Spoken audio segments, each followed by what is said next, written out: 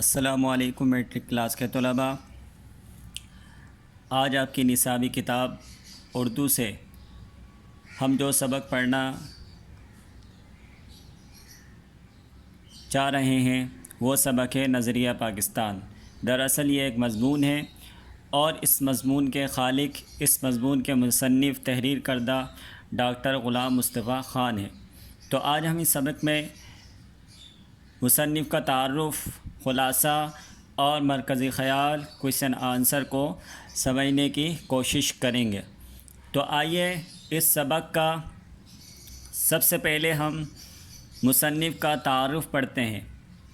نظریہ پاکستان ڈاکٹر غلام مصطفیٰ خان کا تحریر کردہ مضمون ہے۔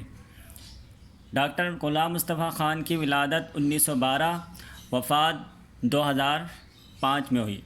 ڈاکٹر غلام مصطفیٰ خان جبل پور ہندوستان میں پیدا ہوئے۔ ناظرہ قرآن گھر پر پڑھا، وہیں کے انجمن اسلامیہ ہائی اسکول میں ثانوی جماعت تک تعلیم حاصل کی۔ علی گڑھ کالج سے ایم اے اور ناگپور یونیورسٹی سے پی ایچ ڈی اور ڈی لیٹ کی ڈگریاں حاصل کی۔ 1937 میں پبلک سروس کمیشن پاس کر کے King Edward college Amravati Hindustan میں اردو کے استاد مقرر ہوئے۔ اس کے بعد آپ ناگپور یونیورسٹی میں صدر شعبہ اردو مقرر کیے گئے۔ 1948 میں ہجرت کر کے پاکستان آئے اور اسلامی یونیورسٹی کراچی میں اردو کے استاد مقرر ہوئے۔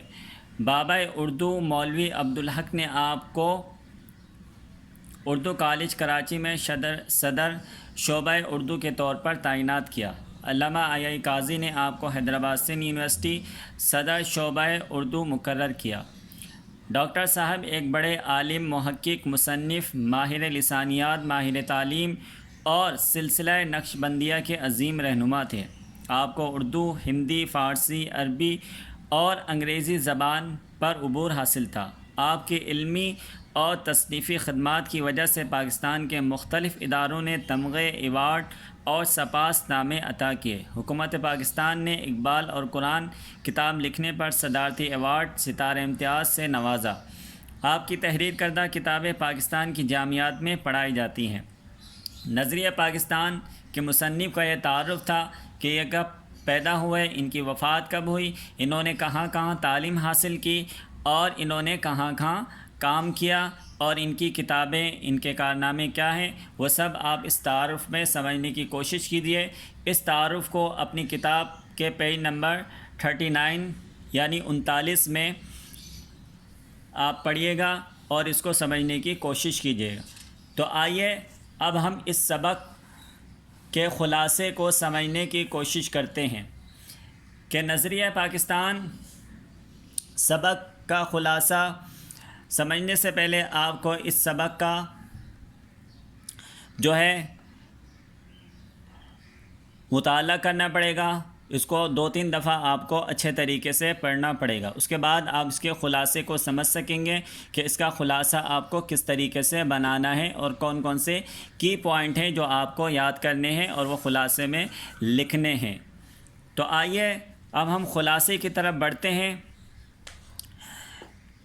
مسلمانوں نے ہمیشہ رواداری کو اپنا شیوا بنایا ہے، لیکن جب کفر و الحاد نے اپنا غلبہ حاصل کرنا چاہا تو مسلمان اس کے مقابلے کے لیے ڈٹ کر کھڑا ہو جاتا ہے۔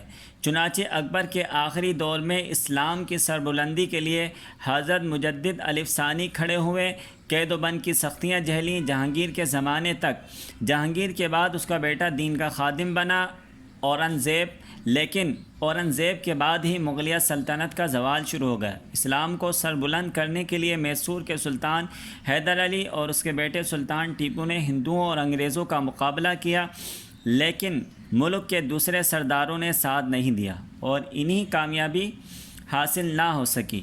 اسی زمانے میں شاہ ولی اللہ دہلوی اور ان کے صاحبزادوں نے مسلمانوں کی اخلاقی اور معاشرتی برائیوں کو دور کرنے کی تحریک شروع کی۔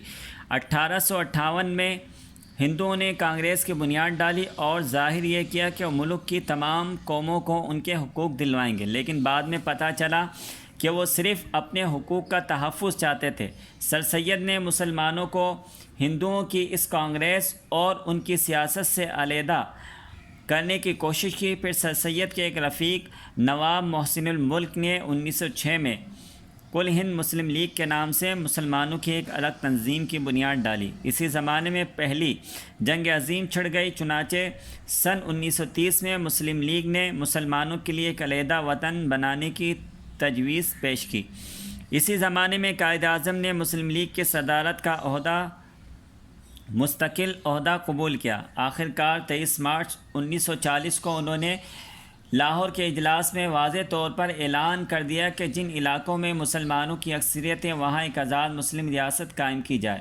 دنیا میں قومیت کی تشکیل کے دو بنیادی نظریے ہیں، ایک مغربی مفکرین کا اور دوسرا رسول صلی اللہ علیہ وآلہ وسلم کا قائم کردہ ہے۔ ہندوؤں کو بہت ناگوار گزرا کہ انہوں نے پوری کوشش کی کہ مملکت قائم نہ ہونے پائے۔ مسلمانوں کی یقین، اتحاد اور عمل فہم کی وجہ سے 14 اگست 1947 کو پاکستان معرض وجود میں آ گیا۔ نظریہ پاکستان اسلامی زندگی اور قدروں کا تصور بنیادی حیثیت رکھتا ہے۔ نظریہ پاکستان کا مقصد اسلامی اصولوں کی ترویج و اشاعت اور اہل عالم کے لیے مثالی مملکت کا نمونہ فراہم کرنا ہے۔ پاکستان کو ایک اسلامی اور فلاحی مملکت بنانا ہے۔ ہمیں ایسا کوئی قدم نہیں اٹھانا چاہیے جس کی وجہ سے خدا اور اس کے رسول صلی اللہ علیہ وآلہ وسلم کے سامنے شرمندہ ہونا پڑے۔ پاکستان نے اپنے قیام سے اب تک بڑی ترقی کی ہے اور اس کا شمار دنیا کے اہم ملکوں میں ہوتا ہے۔ اگر ہم یہ چاہتے ہیں کہ پاکستان اور زیادہ ترقی کرے اور ہمیشہ ترقی کرے تو ہمارا جینا مرنا پاکستان کے لیے ہونا چاہیے۔ قومی مفاد کے سامنے ذاتی مفاد کو دل سے نکال دینا چاہیے۔ نظریہ پاکستان کو ہر وقت پیش نظر رکھنا پڑے گا۔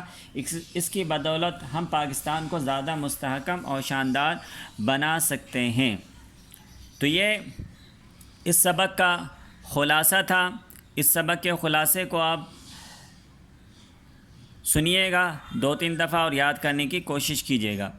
اچھا، خلاصے کے بعد آپ کو مرکزی خیال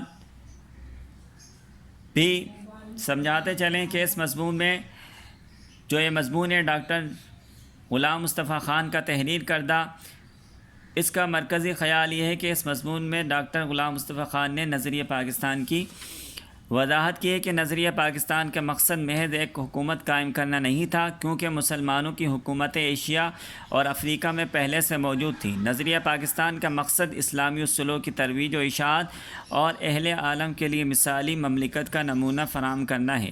اللہ اور اس کے رسول صلی اللہ علیہ وآلہ وسلم کے احکامات پر عمل کرنا ہے۔ نظریہ پاکستان کا مقصد پاکستان کو ایک اسلامی اور فلاحی مملکت بنانا ہے۔ قومی مفاد کے سامنے ذاتی مفاد کو دل سے نکال دینا ہے۔ ہر قسم کی گروہ بندی سے بالاتر ہو کر تمام پاکستانیوں کی فلاح و بہبود کی کوشش کرنا نظریہ پاکستان کو فروغ دینا ہے۔ یہ اس سبق کا مرکزی خیال تھا۔ ایک منٹ۔ اچھا، اب خلاصہ آپ کے سامنے بیان کر دیا گیا ہے اور تعارف بھی آپ کے سامنے بیان کر دیا گیا ہے، مرکزی خیال بھی آپ کے سامنے بیان کیا گیا ہے۔ تو اب آپ سب سے پہلے جب رجسٹر بنائیں تو سب سے پہلے سبق کا نام اور تعارف لکھیے گا مصنف کا، اس کے بعد خلاصہ لکھیں گے،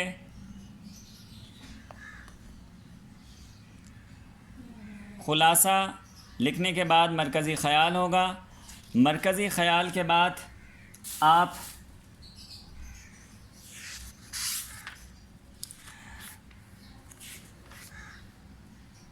سوال جواب کیجیے گا۔ سوال سب سے پہلا نظریہ پاکستان کا یہ ہے کہ نظریہ پاکستان کا مفہوم مختصراً بیان کیجیے۔ شاہ ولی اللہ کی تحریک کا مقصد کیا تھا؟ سر سید احمد خان کا ہندو اور مسلمان قوموں کے بارے میں کیا نظریہ تھا؟ کانگریس کا اصل مقصد کیا تھا؟ اور مسلم لیگ کا قیام کیوں عمل میں آیا؟ دنیا میں قومیت کی تشکیل کے دو بنیادی نظریے کون کون سے ہیں؟ قومیت کی تشکیل کے بارے میں یہ سوال ہے، تو یہ اس کے کوشچن آنسر تھے۔ نیکسٹ ویڈیو میں آپ کو اس کے MCQs اور آپ کو جو ہے وہ اس کی پک جو ہے وہ آپ کو پوسٹ کر دی جائیں گی، تو اس میں سے دیکھ کر آپ اس کے کویشچن آنسر اتار لیجئے گا۔ امید ہے کہ آپ کو تمام باتیں سمجھ میں آ گئی ہوں گی۔ شکریہ، تھینک یو۔